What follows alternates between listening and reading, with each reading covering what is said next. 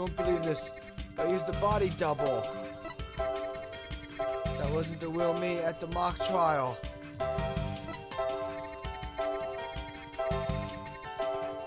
That means I didn't almost lose, my body double did.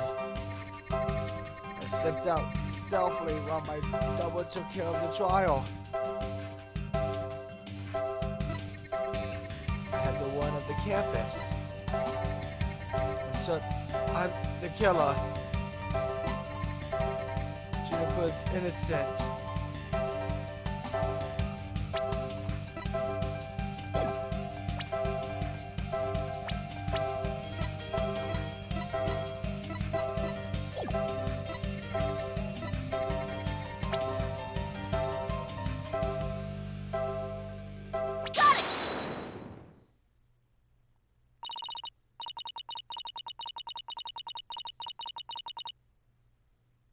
Mr. O'Connor, you said that you didn't really care about Miss Woods anymore. I already told Juniper, so I might as well tell you. I don't really care about her anymore. What? Why? Yeah, well, Juniper will put my secret to Professor Court. His secret? Oh, the bribe. She wanted nothing to do with me because I had disappointed her. That's why I didn't care about her anymore. I was never trying to protect her. My confession was always about one thing and one thing only. The truth. Objection! Mr. O'Connor, you feel great happiness in the fact that you might help set Miss Woods free. So much so that it overshadowed all of your other emotions. What are you? I can hear it clearly now, Mr. O'Connor. The discord that you've been trying to suppress? People don't normally feel like you do when you can fast. So he really was trying to protect Juniper. Yes, I'm sure of it. Hugh's feelings for her are the real deal. But that means his confession is... Finally figured out the obvious, have we?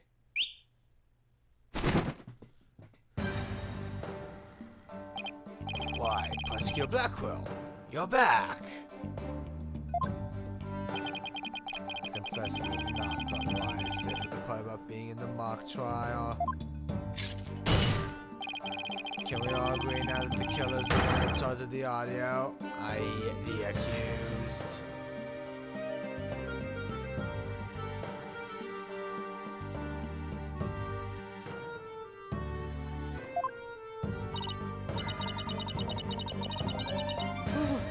We could have taken a longer stroll. No, you haven't allowed the G's in my body double trick yet. You can't be serious. Do you expect us to believe you had a body double? Yes, I do. But if you think I didn't, then prove it. Either we quit here and Juniper is found guilty, or we play along with Hugh's delusion. Let's go with the least worst choice. First, let me update his testimony. You won't believe this, but I used the body double. That wasn't the real me at the mock trial. That means I didn't almost lose my body double dead.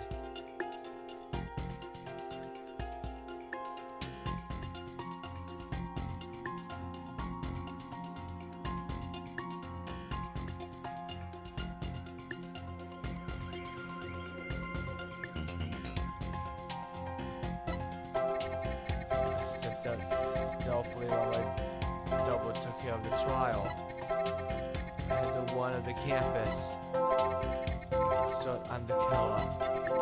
She was innocent.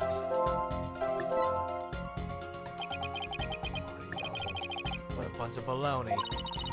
No, but I can hear the noise. It means there's a contrary emotion somewhere. Contradictory emotion? Everything he says is one big contradiction! Right. That's why I can hear his inner voice loud and clear. Just think about Hugh and his competitive nature. We should be able to figure out the root cause of his discord. I don't believe this, but I used the body double. It wasn't the real me at the mock trial. That means I didn't almost lose. My body double did.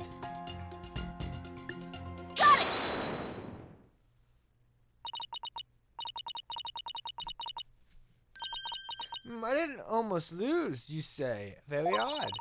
You exhibited happiness the entire time, except during this statement. You don't know when to give up. Wait, now that I think about it. No, don't. Stop making stuff up! When I left the lecture hall, it was done Professor Mean's pre-trial speech. That's when I moved the body, and then stepped back in just before the verdict. So you're saying you were there the moment your double was about to lose? Yes, I was. Naturally, I wasn't happy when I saw that. In any case, I was at the far end of the lecture hall behind the screen. I figured no one would see me if I came and went through that doors there. Objection! Still no. How much longer will you indulge him in this charade? It's true that none of the audience seem to go through either of those doors. The faculty seats on the balconies are a different story and have a splendid view. I thought you could do better than that. The lawyer's bench is on the right side when facing the front of the hall. I use the door on the right side near the lawyer's bench. That means my movements were only visible to someone in the left balcony seat. That seat was empty at the time, which is only natural. After all, it belongs to Professor Court, and as we all know, she was already dead by then. Can't be right. The empty balcony seat on the left side contradicts this piece of evidence.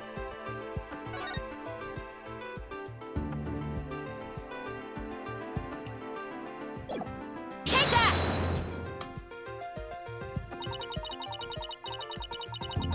I have no idea where this contradiction is going.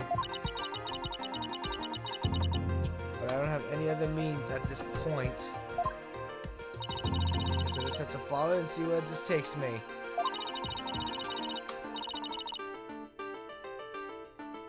You said the left balcony seat was empty, but was it really? I saw with my own eyes. It was definitely empty. But what about this diagram?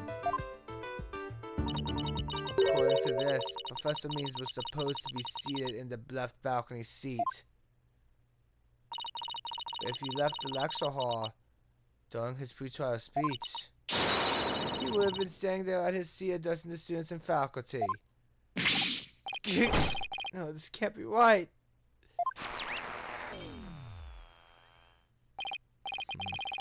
You do no one any favors by exposing the falsities of his confession. I've told plenty of lies so far, but this part is true, I tell you. There was nobody in the left balcony seat. You gotta believe me. Doesn't seem like he's lying this time. Okay, Mr. O'Connor, let's have you testify again, but this time, don't spare any details. You got it. I'll repeat it as many times as you like. I mean, my ingenious escape act warrants repeating, considering I'm the real killer. All I really care about is whether that seat was empty or not.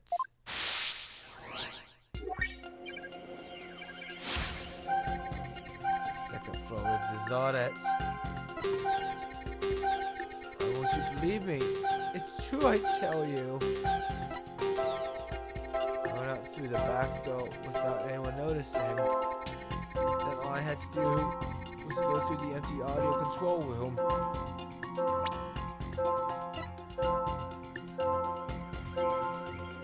Got it!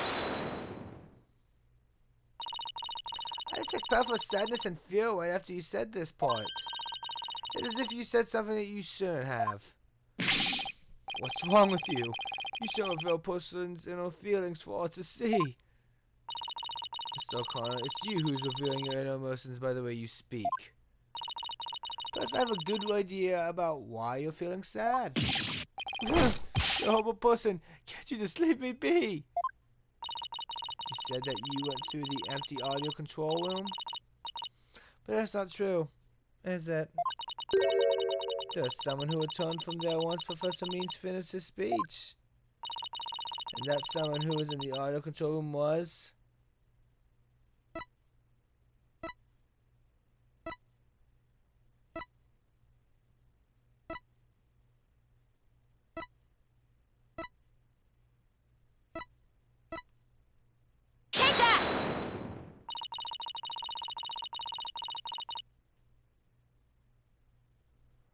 I know you realize there was a problem with your statement as you were saying it. That's why you felt so uneasy. If the other control room really was empty, that would mean Miss Woods was roaming around the campus.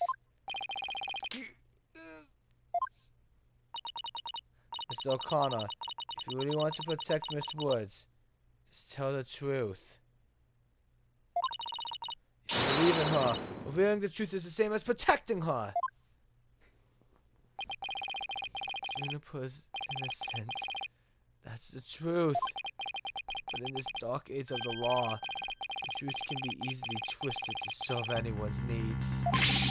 When the end justifies the means, the only choice is to fight back with lies. His heart won't hold out under this battle between truth and lies. Is there something I can do to make him reset his false testimony? I feel nothing now that I have lost everything. Go ahead, Buster back, bro. Calm me down if you wish. I thought you never asked. If you've gone, we may swiftly proceed to our verdict.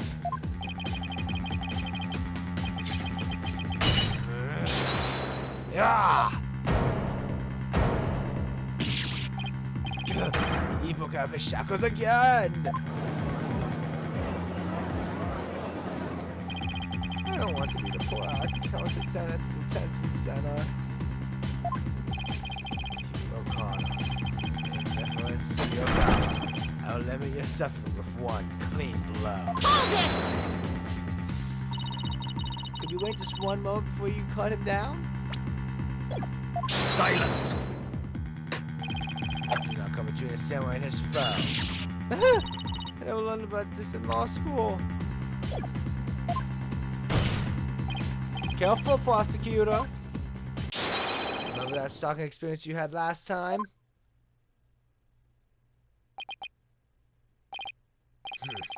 Very well, golden boy may live. For now. Enough already, Mr. O'Connor. Miss Woods would never want you to protect her this way. She values the friendship between the three of you more than anything. Protection. That's where you're wrong. She doesn't feel anything for me now. What does it matter anymore? Might as well tell you everything.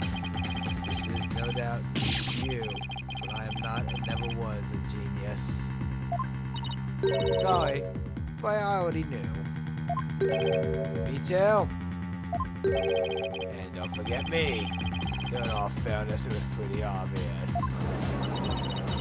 Crockett was a genius at first, but the stuff he said was crazy. Need to rub it in, just shut up and listen. I started several days ago. I accidentally learned that my parents had been paying good money for my grades. But that's bribery. So bribery wasn't Hugh's idea. All my perfect scores were the product of cold hard cash. I'm genius.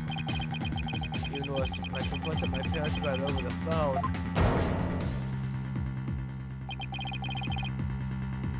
Juniper overheard me.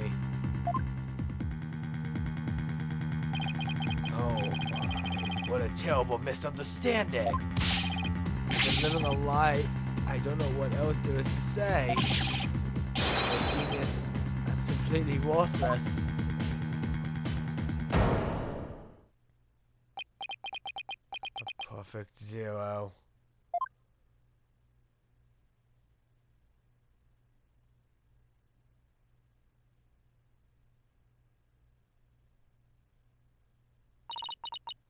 Even so, I still want to make it up to Juniper for disappointing her like that. That's why I want to clear her name by pinning the blame on me. I mean, she probably hates me now, so it'd be a relief for her to see me locked away. If you were trying to help her, then why did you testify against her? You're the ones who told me to tell the truth yesterday. So I thought if I did, it would help her. He wasn't trying to provoke us? It looks like we seriously misunderstood him, in more ways than one. I can detention center yesterday. Junie was in tears when she opened up to me. The truth is, the friendship between the three of them is still rock solid. There was something that could help me prove that to Hugh. We even have proof of our friendship. Yeah! As long as our friendship lasts, you can bet we'll be carrying them around! No. What the proof of friendship they mentioned? I wonder, well, what it is. I didn't buy it.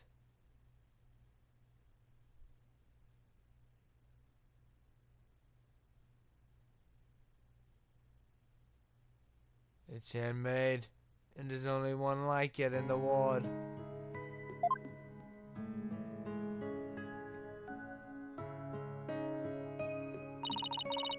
Maybe it's... No, that's definitely it. That band around his neck. Mr. O'Connor, that band around your neck. It's your proof of friendship, isn't it? Proof of friendship? Is that anything like a proof of purchase barcode? In court, evidence is everything. That's why the three friends created friendship bands. It's the evidence that proves their friendship. Oh, how very interesting. And chic.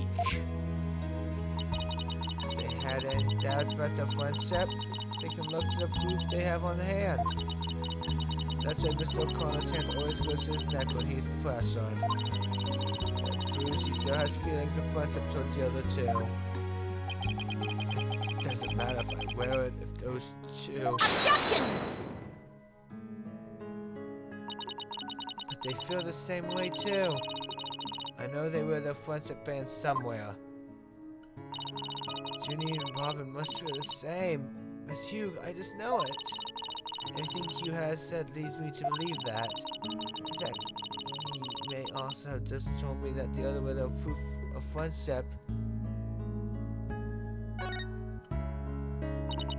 All we have to do is think back to their testimonies.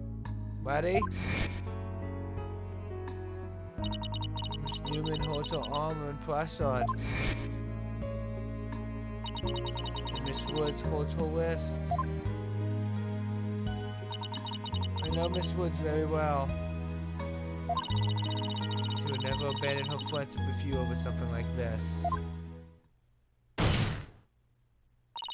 And taking the blame for her will only succeed in making her terribly sad.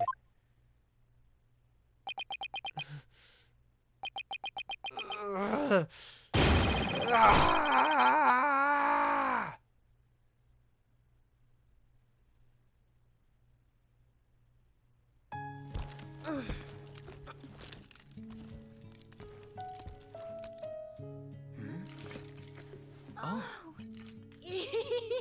Robin, those bands of friendship that you made, just for the three of us. You may have forgotten about them, but not me.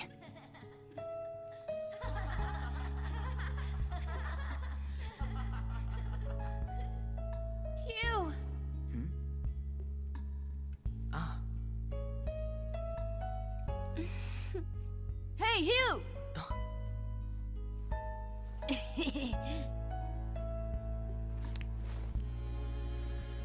And to think, I should have known better than to doubt my best friends.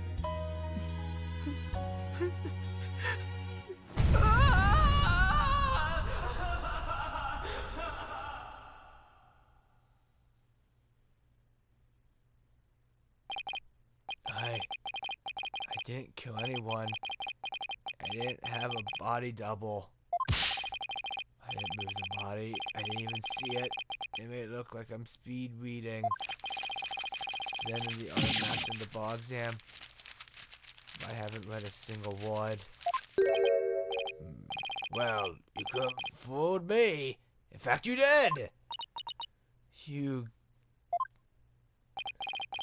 So, Miss Sykes, can I place my trust in you? I'm going to save Junie. So yes, you can place your trust in me. Then am I to understand that the witness is recanting his confession? Yes.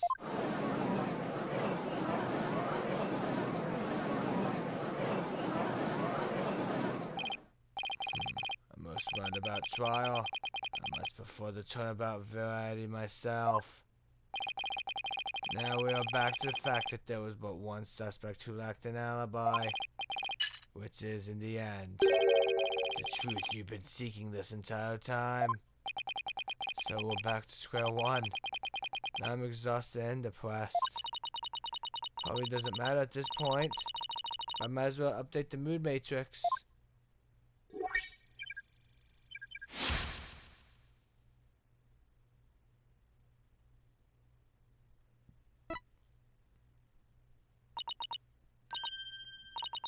Huh. Does this mean... Further resistance is futile. The time for a verdict is nigh. Objection! Please, wait! What sort of devilry are you up to now? What if our client wasn't the only one without an alibi? The trial would continue, right? Well, yes, I suppose it would. But after such a thorough investigation, does such a person really exist? Yes, we found someone. May have seemed like a major roundabout. We're still conscious when let's crack this case. No more noise. He was telling the truth now. During the mock trial, the balcony seat person him really was empty. Which now means there's only one person unaccounted for.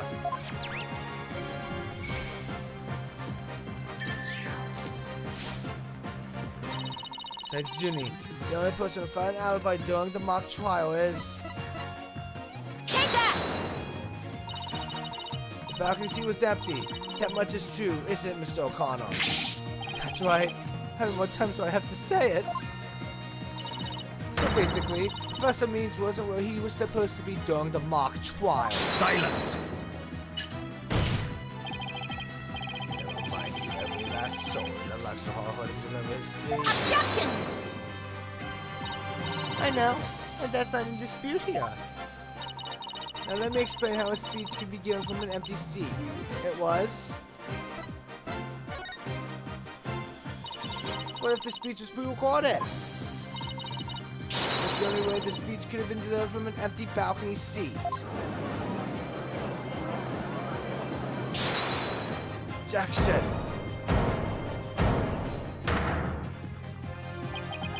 Wait, are you accusing Professor Means? That's insane! I mean, he's the one who gave me the tape recorder. Take this to the police, he said. And tell him you found it. What? Really? Wait a second. Mr. O'Connor, did you say that Professor Means gave you that phony recording to you? Phony? Professor refrained from holding up sustainable allegations. So he gave it to me, but what do you mean it's phony? Wow, you could see this development.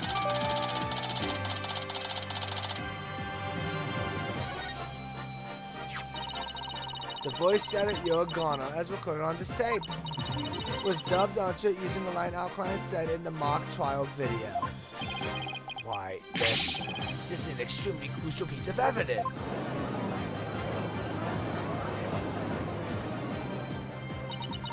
Professor Means gave Hugh the phony tape.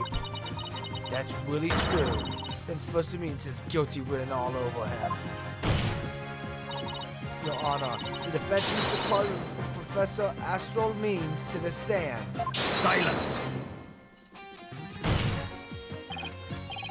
The seat was never empty, so it was but an oversight by a dullard of a witness. An inmate who is formerly a surgeon once told me something. He said it's often all too easy to overlook critical symptoms. Objection! Well, we're not going to overlook this oversight. If the speech was pre-recorded, the basis for us suspecting our client would be shattered. Let's check with Professor Means to see whether the empty seat was a witness oversight. A verdict without first looking into that would be inconceivable. That's enough, both of you. Now here's my opinion on the matter. While a surgeon overlooking critical symptoms is a problem, a witness's oversight too must not be overlooked. Thus, as to the matter of whether Professor Means was or was not in his faculty seat, I believe we must ask the professor himself. I agree. Professor Means to be here in the gallery today. Do as you please.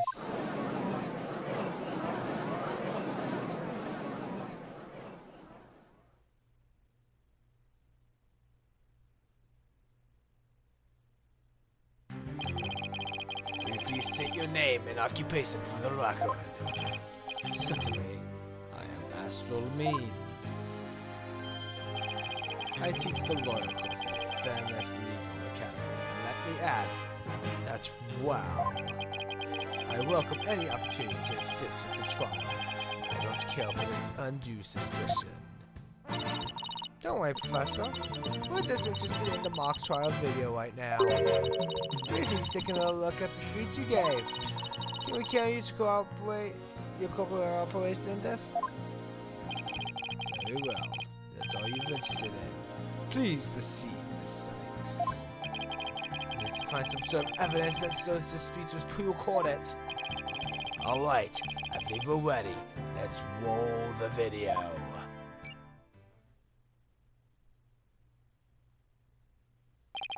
Good afternoon. I would like to start by thanking you for coming here today.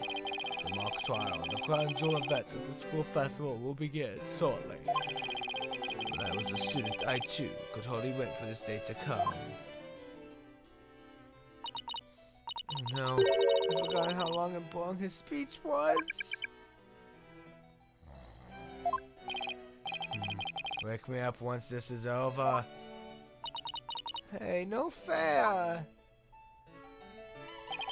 The experiences of our youth have a powerful and profound effect on our adult. You there, wake up, pay attention. Huh? Huh? I'm awake, isn't that right, Your Honor? What? I'm awake too. Wide awake. See?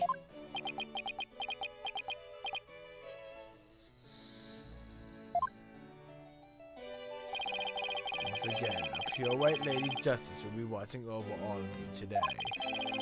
Pay attention and you may make a difference one day. Now let the mock trial begin. That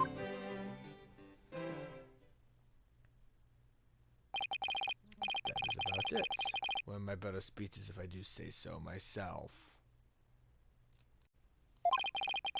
I even saw some of our students with tears in their eyes. He's obviously not familiar with the phrase bored to tears. Listen, Stocksnona, if you have subjected me to this epic study in tedium without purpose, Taco will feast on your tongue after I've cut it out. You were asleep the whole time. Well, Miss Sykes, did you notice anything strange about that speech? Could I please hear that last part again? Once again, our pure white lady justice will be watching over all of you today. Hold it! There! I finally found what I needed. Professor Means, I have only one question about your speech. Why does that last part we just heard contradict with this? Take that! The professor said the pure white lady justice will be watching over them. The lady justice in the video isn't even close to being white. It's as gold can be. I'm not sure I can wrap my jaw around that to test its authenticity. They didn't say it was made of gold, Your Honor. It's true that this statue is pure white. But it broke before the mock trial began. The one you see here is its replacement. Oh, well, that's a shame on every count. Ironically, this goat actually sticks out like a sore thumb compared to the white one. Meaning the professor wouldn't have made a mistake in its color if he'd been present.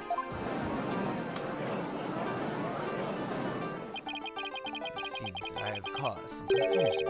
It was merely an oversight on my part. Objection!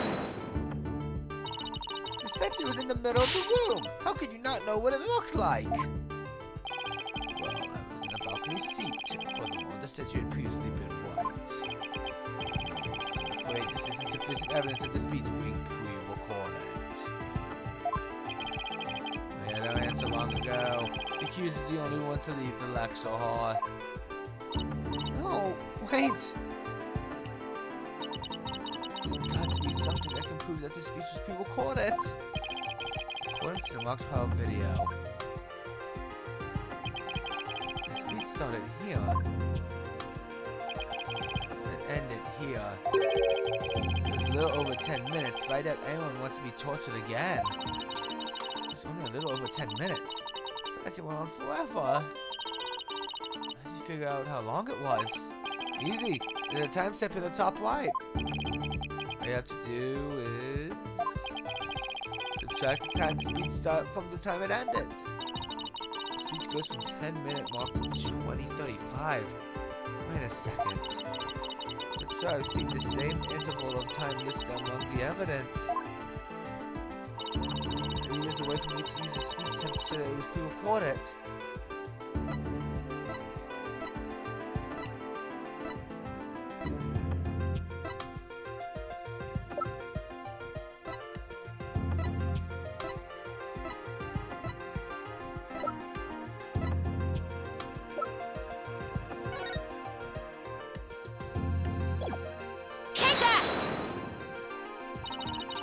I'd like the court to take a look at this.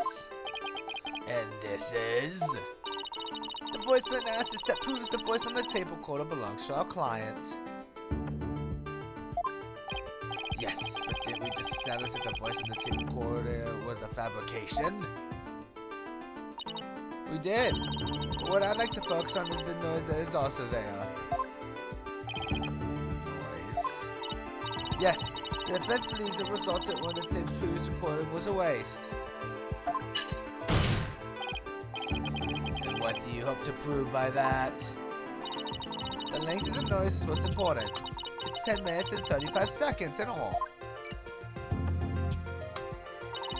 And what did the timestamp read at the moment Professor Means began his speech? That would be exactly 10 minutes. Let's fast forward this long-winded exercise in boredom to the end. Okay, stop. The video timestamp now reads 20:35. Based on this, you know the time it took for the speech alone. Why, subtract 10 minutes and you get 10:35. 10 minutes and 35 seconds? Wait, 10 minutes and 35 seconds. The same as the noise on the tape recording. I assume you all understand what this means. Professor Means' pre-recorded speech has been where the noise is now. Silence! You seem rather confident considering this is a mere happenstance match of numbers. Objection! But is it really just numbers? The lab is continuing their study of the tape. So far they've found sites of overdubbing. But it's going to take a bit longer to recover the audio that was erased. The police are analyzing the noise as we speak. It won't be long until we know what was originally there.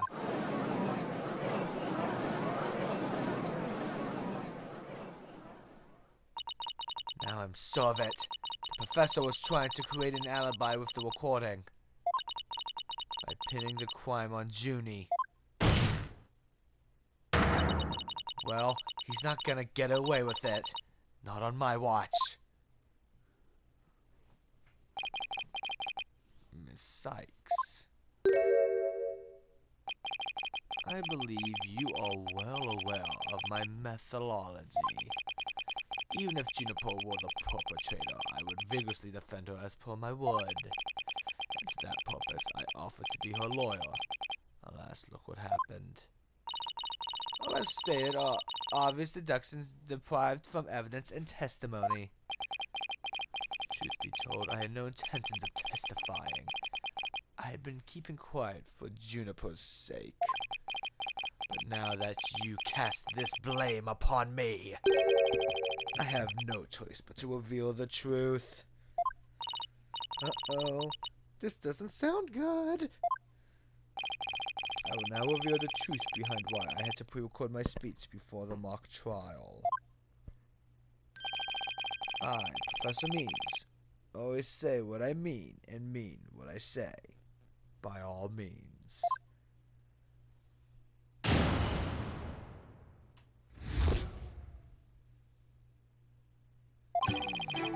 The defendant came to me with what she said was very important, and by necessity, secret.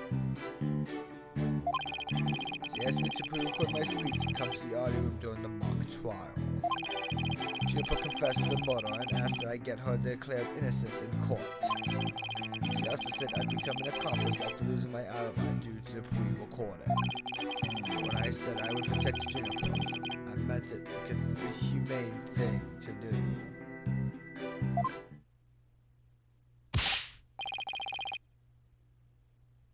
Oh my, so you're saying the defendant threatened you? This has to be a lie. I mean, everything about it lines up too perfectly to be true.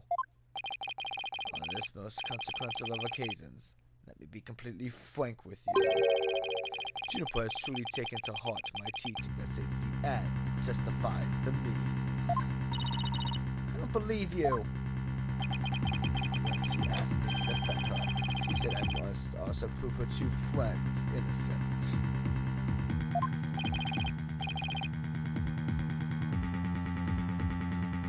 Her two friends? No witnesses?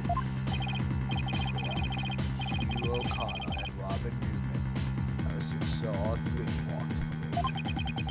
All three were to achieve their dream. This was all Juniper was seeking. And she was even willing to threaten me, her own professor, until the end.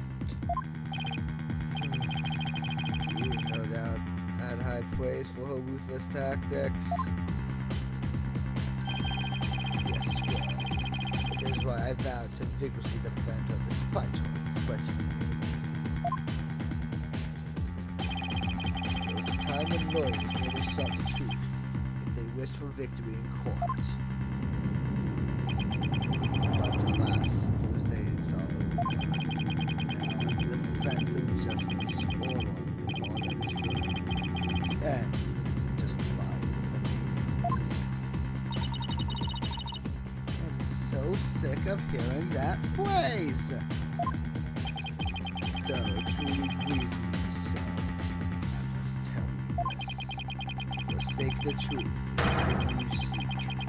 Steel yourself for this new courtroom reality. That does it. He's gonna regret dragging those dismal, depressing ideas in here. Since he's already surrendered to the dark age of the law, it's up to me to fight it. So, Silent Saxona, something the matter? This is a court of law. It's no place for long when it talks about idealistic principles. That's why I'm going to let the evidence do the talking. Let's not get carried away, They will not need to have you attempting to discredit my truth. Do not force me to rectify this situation. No, go ahead and rectify it.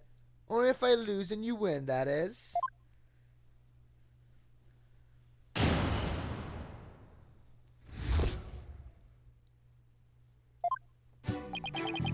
The defendant came to me with what she said was very important and by necessity secret. She asked me to pre-record my speech and come to the audio room during the mock trial. Juniper confessed to the murder and asked that I get her declared innocent in court. She also said I'd become an accomplice after losing my alibi due to the pre-recording. But when I said I would protect Juniper, I meant it because it's the humane thing to do. Objection! So let me get this straight. You were trying to help Miss Woods. That's nothing more than a bald-faced lie. No offense, Your Honor. Such defamation of my character and your hair policies, Your Honor. It is an outrage. Miss Sykes will clarify her statement, but leave my hair policies out of it this time. Yes, of course, Your Honor. Now please take a look at this. The witness gave this tape to Mr. O'Connor. Then he slyly whispered, "Take this to the police and tell them you found it." There was no whispering, slyly or otherwise involved. I simply did that out of kindness. Objection! The tape contained our client's voice, and so it is incredibly damaging evidence. Why would it even exist if the witness wasn't trying to pin the murder on our client? They say the road to hell is paved with good intentions, but not yours. You never had good intentions. Only lies to protect yourself while blaming another. You, Professor, are the embodiment of the dark age of the law. Objection.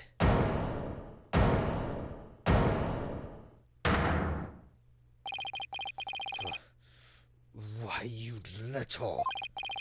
You dare call my teachings and methods lies?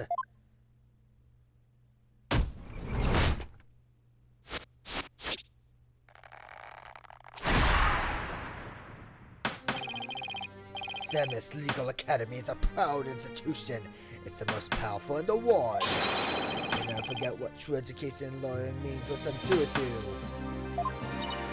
Huh? Professor Means?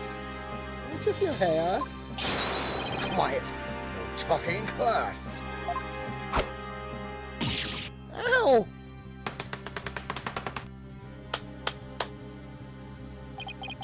Eyes and ears up here, everyone.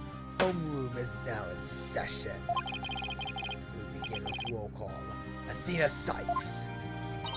Huh? Here. Apollo Justice. I'm fine. I'm in here. Fool. The proper response is here without any extra information. Ouch! I mean, here. Next, Your Honor. Here. See, class. That's the proper way to answer. Simon Blackwell. I said Simon Blackwell. Are you here or not?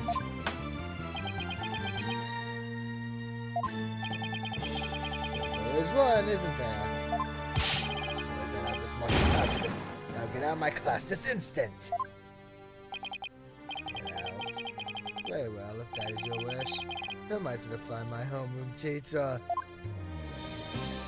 Is that such a good idea? Prosecutor Blackwell is free of his shackles!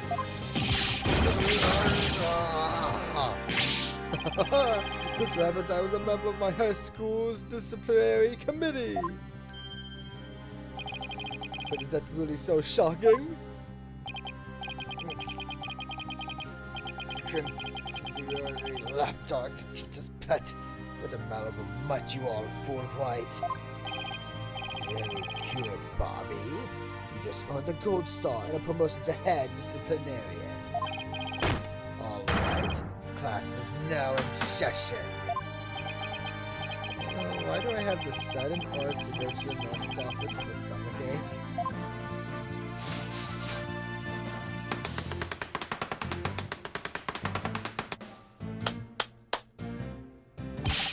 Pay attention. I am not the killer, Juniper is. Just be on the next test. You'd better be listening. Objection! But Professor, you create the phony tape to pin the blame on Juniper. Plus, you were the only one who could have moved the body during the mock trial. Objection.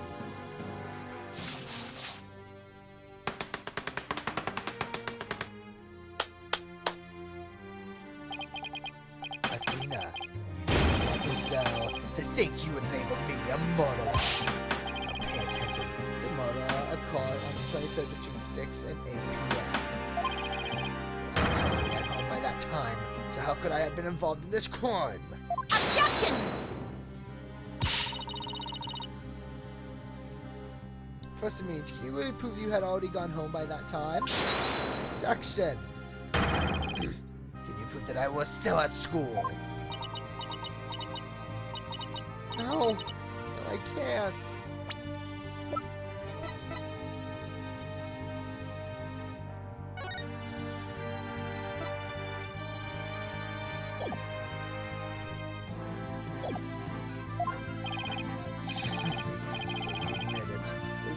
Extra credit for your honesty.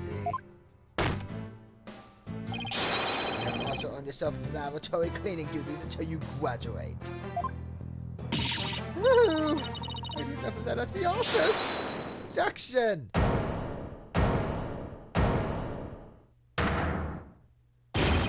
No way, man! I totally object! Robin? I can't believe I fell for the professor's silver-tongued lies. Lies you? How dare you talk about your teacher like that? I'm not listening to you anymore, man! No way, no how! Now, I have a confession to make. You know those 2 statues that were on stage? I didn't make them all by myself! The statues on stage? I don't know where this has had it. I was able to finish one of them, but the last bell rang before I had time for the other one. So, I asked Professor Means to make it for me. In other words, the professor was there on the stage after the last bell. Wait, been way past 7 p.m. before he could have finished. Professor Means was still at school. This is incredibly important testimony. The professor told me I'll take care of it. I thought my parents would let me be an artist if I said I'd make both statues myself. I'm so sorry for not telling the truth! Robin. Objection. Quick, somebody get this juvenile delinquent out of my sight! Simon, you're head honcho among the delinquents. Do something! Who's in charge of the class pet around here? Not interested. If you want a class in swordsmanship, I'm your man. Of course, only real blades will do. For swords at school, all weapons will be confiscated. Thus, where's the school when you need one? Seems like Zona seeks a showdown, Professor. In which case, you do well to draw your staff quick as lightning. Very well. Then I will just have to prove my innocence myself. The real lessons begin in the second period. Prepare to be solved old school style. What does that... Oh, never mind. Your testimony, please.